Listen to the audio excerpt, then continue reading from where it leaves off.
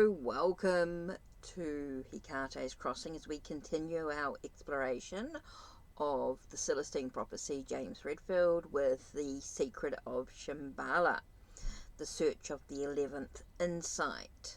Okay, very, very interesting here. So we're up to chapter 6, which is called The Passage. But first, let's grab the Angels and Ancestors Oracle deck by Kyle Gray.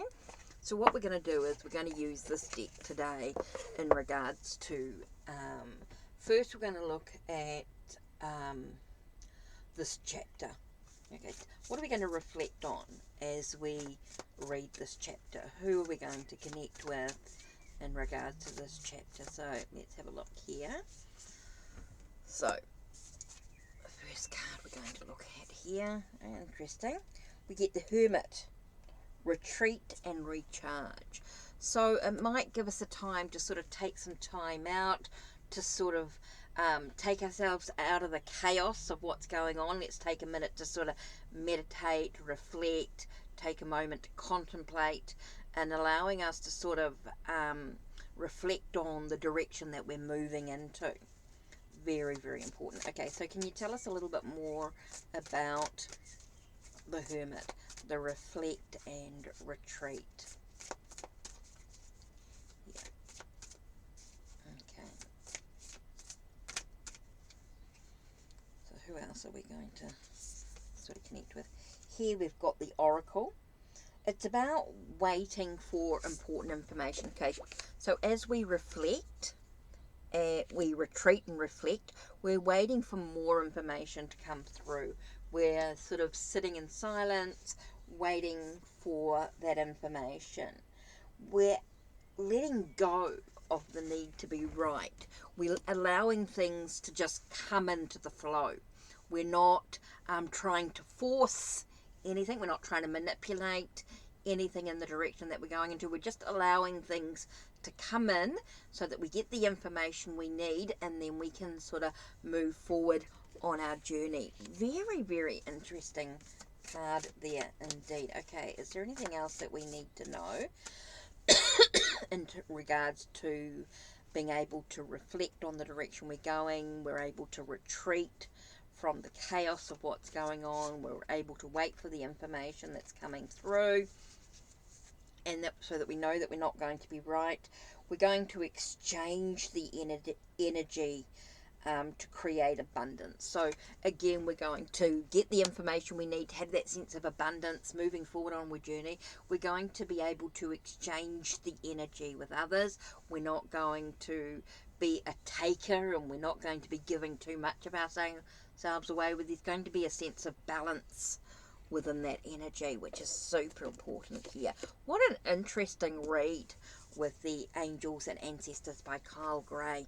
I love this deck, absolutely love it. I think it's really important as we read this book to take a moment to reflect, to contemplate, to take ourselves into a sense of silence and quiet time, allowing ourselves to just be open to the information that's coming in, and so that we have that sense of, it's not about expectations or anything like that. We're just allowing ourselves to be in the moment, to see what needs to do, and then you have that exchange of energy and what you're receiving and what you're giving out to this chapter. Really, really important here. Okay, so let's just take a minute to breathe. Sorry, excuse me. Okay, chapter 6, The Passage. After travelling north for 40 minutes, Yin turned onto a well-worn truck road and headed toward a high mountain chain 20 or 30 miles away. The snow continued to get heavier, faintly at first and then steadily growing louder. A low drone rose above the engine noise and wind.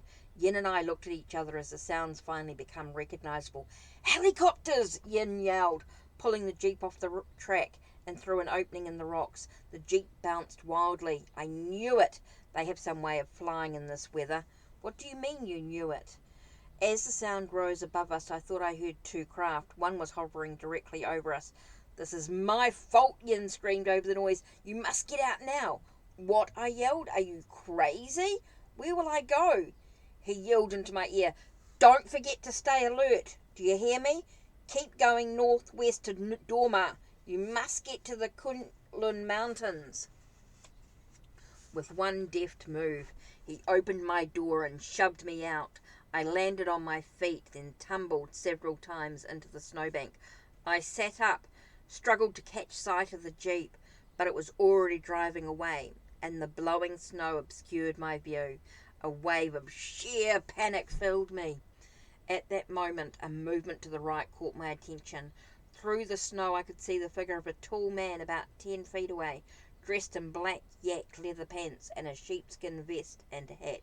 He was standing still, staring intensely at me, but his face was partially covered by a wool scarf. I recognized those eyes, but from where?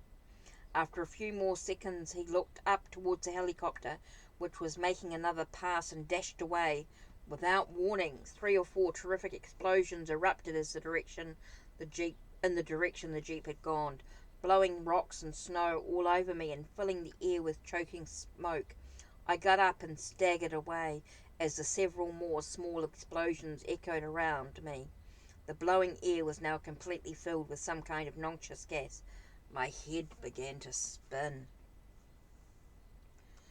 I heard the music before I was completely conscious. It was a classic Chinese composer I'd heard before. I jerked awake and realized I was in an elaborate Chinese-style bedroom. I sat up in the ornate bed and pushed back the silk sheets. I was clothed only in a hospital gown, and I had been bathed. The room was at least 20 by 20 feet, and each panelled wall had a different mural. A Chinese woman was peeking at me through the crack at the door. The door opened, and in walked an erect Chinese military officer in full uniform. A chill went through me. It was the same official I had now seen several times. My heart pounded. I tried to extend my energy, but the sight of the officer completely deflated me. "Good morning," the man said. "How do you feel?" "Considering I was gassed," I replied, "pretty good." He smiled. It has no lasting effect, I assure you." "Where am I?" "You are in alley. The doctors have seen you, and you are fine. But I must ask you some questions. Why were you travelling with Yin Delo, and where were you going?" "We wanted to visit some of the old monasteries." "Why?" I decided not to tell him any more. "Because I'm a tourist. I have a visa." "Why was I attacked? Does the American embassy know I'm being held?" He smiled and looked ominously into my eyes. I'm Colonel Chang. No one knows you are here. And if you have broken our laws, no one can help you. Mr. Delo is a criminal, a member of an illegal religious organization, which is perpetrating a fraud in Tibet. My worst fears seem to be happening." "I don't know anything about that," I said. "I would like to call someone." "Why are Yin Delo and the others looking for this Shambhala?" "I don't know what you're talking about." He took a step closer to me. "Who is Wilson James?" "He's a friend of mine," I said. "Is he in Tibet?" "I think so, but I haven't seen him." Chan looked at me with a hint of disgust, and without saying anything else, turned and walked out. This is bad, I thought. Very bad. I was about to get out of bed when the nurse returned with half a dozen soldiers, one of them pushing what looked like a huge iron lung, only it was bigger and standing on tall, wide legs, apparently, so that it could be rolled up over someone who was lying in a bed. Before I could say anything, the soldiers were holding me and rolling the machine over my body. The nurse turned it on, producing a mild humming noise and a bright light directly over my face. Even with my eyes closed, I could see the light move from right to left across my body like the scanner of a copy machine. As soon as the machine stopped, the soldiers rolled the device away and left the room. The nurse lingered a moment, looking me over. "What was that?" I stammered. "Just an encephalograph," she said in careful English as she reached into a cabinet and pulled out my clothes. They had been cleaned and folded neatly. "What was it for?" I pressed. "To check everything, to make sure you're all right." At that moment the door opened again, and Colonel Chang returned. He picked up the chair by the wall and sat it near my bed. "Perhaps I could tell you what we are faced with here," he said, As he sat down in the chair, he looked tired. There are many religious sects in Tibet, and many of their adherents seek to give the impression around the world that they are religious people, being opposed by the Chinese. And I admit that our early policies in the 1950s and during the Cultural Revolution were harsh, but these policies have been changed in recent years. We are trying to be as tolerant as we can, given that the official policy of the Chinese government is atheism. These sects must remember that Tibet has changed as well. Many Chinese are here now, and we have always lived here, and many of them are not Buddhists. We must all live together. There is no way that Tibet can ever return to Lamist rule. Do you understand what I'm saying? The world has changed. Even if we wanted to give Tibet its freedom, it would not be fair to the Chinese. He waited for me to say something, and I thought about confronting him with the government policy of importing Chinese nationals into Tibet in order to dilute the Tibetan culture. Instead, I said, I think they just want to be free to pursue their religion without interference. We've allowed some of that, but they're always changing what they're doing. Once we think we know who is in charge, the situation changes. I think we are arriving at a good relationship with parts of the official Buddhist hierarchy, but then there are the Tibetan expatriates in India, and this other group that Mr. Dolly is part of, the one that follows some cryptic Virgal knowledge and is stirring up all this talk about Shambhala. It is distracting to the people. There is much important work to be done in Tibet. The people are very poor. The quality of life must be raised. He looked at me and grinned. Why is this legend of Shambhala being taken so seriously? Seems almost juvenile, the idea of children. Tibetans believe that there is another more spiritual reality beyond the physical world we can see, and that Shambhala, while here on this earth, lies in the spiritual realm. I couldn't believe I was risking a debate with him. But how could they think this place exists? He continued. We have surveyed every inch of Tibet from the air and from satellites, and we have seen nothing. I was silent. Do you know where this place is supposed to be? He pressed. Is that why you're here? I would love to know where it is, I said, or even what it is, but I'm afraid I don't. I also don't want to be in trouble with the Chinese authorities. He was listening intently, so I continued. In fact, all this scares the hell out of me, and I would really rather leave. Oh, no. All we want is for you to share what you know, he said. If such a place exists, if it's a hidden culture, we want to know this information. Share your knowledge with us and let us help you. Perhaps there is a compromise that could be made.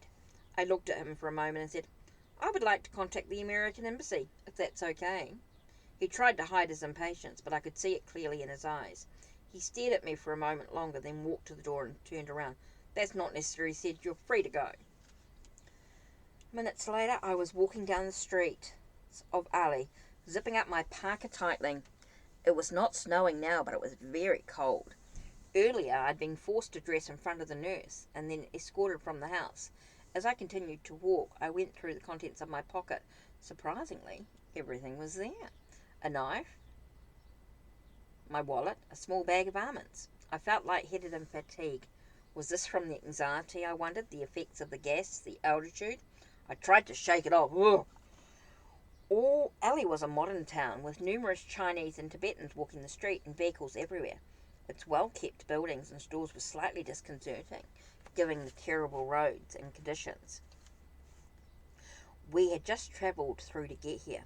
Looking around, I could see no one who I thought might be able to speak English, and after several blocks I began to feel even more lightheaded. I had to sit down beside the road in an old cement block. The growing fear almost became panic. What was I to do now? What happened to Yin? Why had the Chinese colonel let me go like that? It made no sense. With that thought, a full image of Yin appeared in my mind, and I felt a reminder. I was letting my energy collapse. The fear was overwhelming me, and I had forgotten to do anything about it. I took a deep breath and attempted to raise my energy.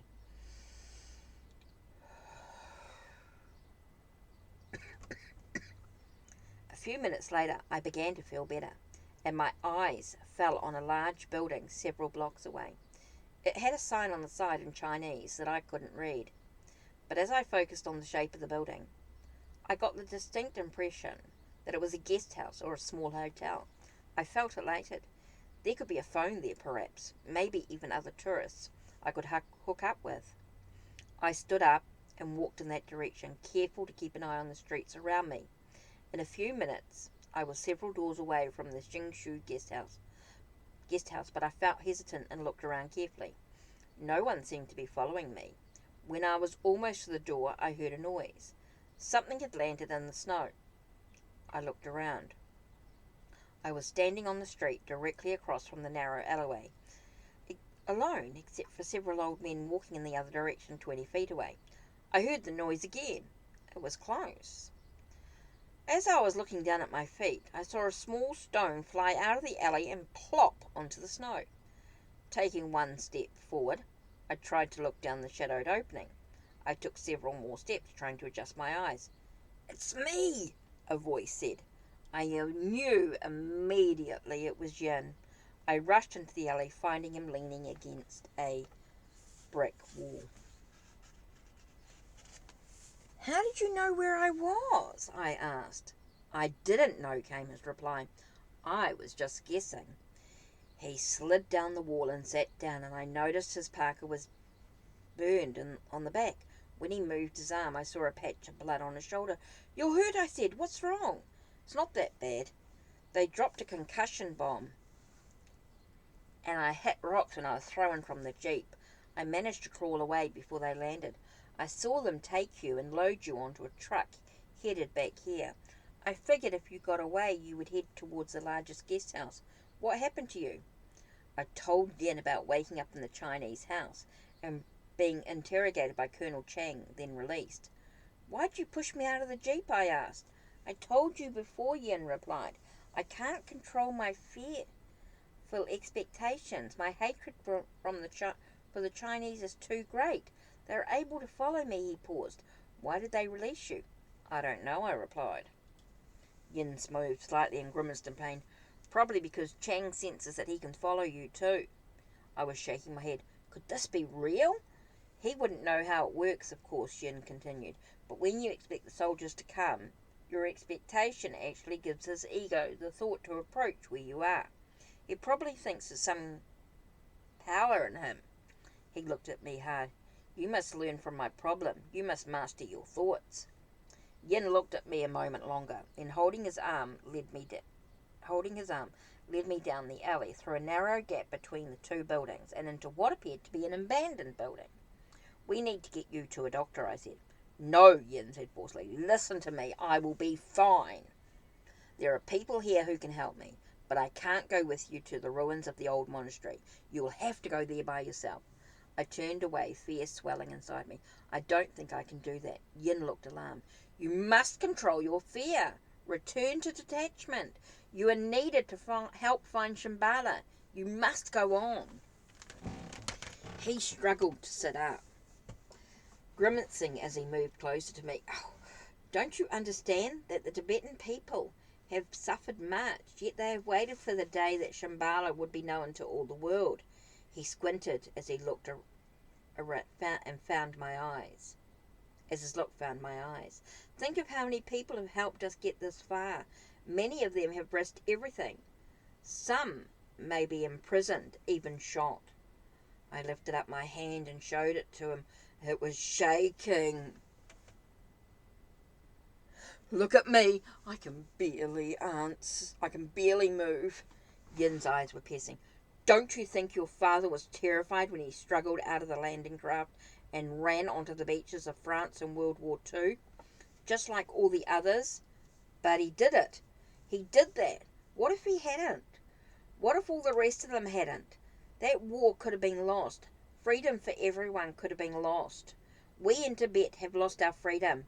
But what is happening now is more than just Tibet. It is about more than you or me. It is about what must happen for all the sacrifices of many generations to be honoured. Understanding Shambhala, learning to use the prayer fields at this moment in history, is next in the evolution of humankind. It is the great choice chore of our whole generation. If we fail, then we let down everyone who came before us.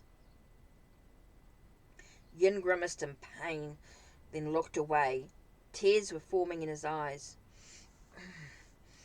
I could go if I could, he added, but now I think you are our only chance. We heard the sound of big trucks, and we saw 2 large troop carriers drive by. I don't know where to go, I said. The old monastery is not that far, Yin replied. They can be reached in a long day's travel. I can get someone to take you. What am I supposed to do there? You said earlier that I would be tested. What did you mean by that?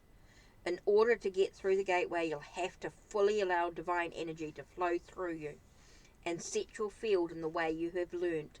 Know this field goes out from you and has an effect on what happens. Most importantly, control your fear images and stay detached. You still fear certain outcomes. You don't want to lose your life. Of course I don't want to lose my life, I said, almost yelling. I have a lot to live for. Yes, I know, he replied gently, but those are very dangerous thoughts. You have to abandon all thoughts of failing. I can't do that, but I think you can. You have to be sure with all your faith that you're going to be saved, that you're going to succeed. He paused to see if I understood. Anything else? I asked. Yes, he said. If all else fails, continue to affirm that Shambhala is helping you, looking for the... He stopped, but I knew what he meant. Okay, that's it for today. Don't forget to check the links down below. Check the links on my channel. Like, subscribe, and ring the bell so you know when the next video will be uploaded. Take care, and blessed be.